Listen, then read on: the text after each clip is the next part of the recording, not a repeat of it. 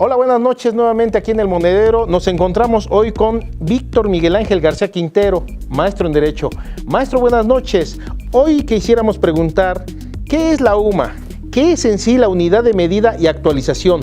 ¿A qué se refiere? Es decir, ¿es un término jurídico o es un término económico?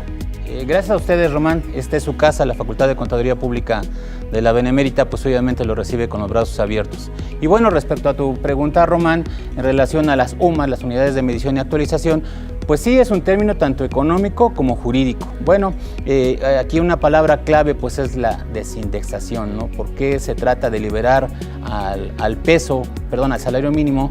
Porque pues obviamente pues para fijar pensiones alimenticias, para fijar los salarios que se otorgan a los partidos políticos, para fijar muchas situaciones, multas, pues obviamente se hace en salarios mínimos.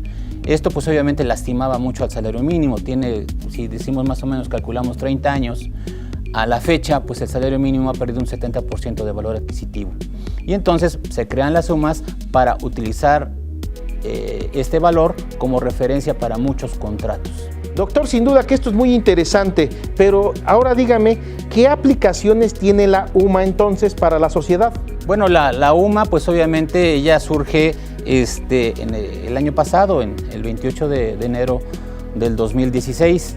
Se reforman varios artículos constitucionales, como es el 26, el 41, que tiene que ver con el suministro de salarios que se dan a los partidos políticos, que ahora está muy de moda hablar de los partidos políticos y su suministro económico que se les da. Se reforma el artículo 123 constitucional, que igual habla de los trabajadores. Se trata de separar el salario mínimo de todos los demás contratos, sanciones, aplicaciones respecto a la ley que se hacía con el salario mínimo.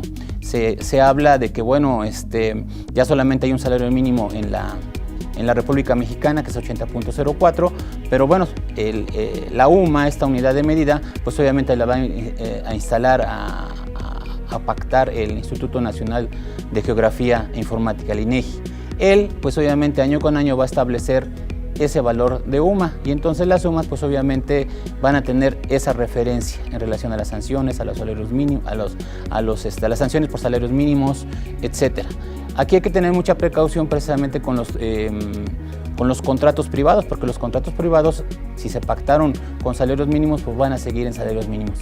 Lo que hemos comentado, muy elegante, nosotros podemos decir, oye, que se aumenten los salarios mínimos un 50%, pero si tú tienes contratos privados con esos salarios mínimos, pues obviamente si se aumentan el 50%, tu deuda se va a aumentar en salarios mínimos y va a incrementar en ese 50%. Hay que tener mucho cuidado con los contratos y principalmente con las letras chicas, porque ahí está el diablo. Y gracias. Doctor Miguel, muchas gracias. Sin duda ha sido muy interesante. Agradecemos nuevamente a la Facultad de Contaduría Pública de la UAP que nos haya recibido para la mirada crítica. Buenas noches.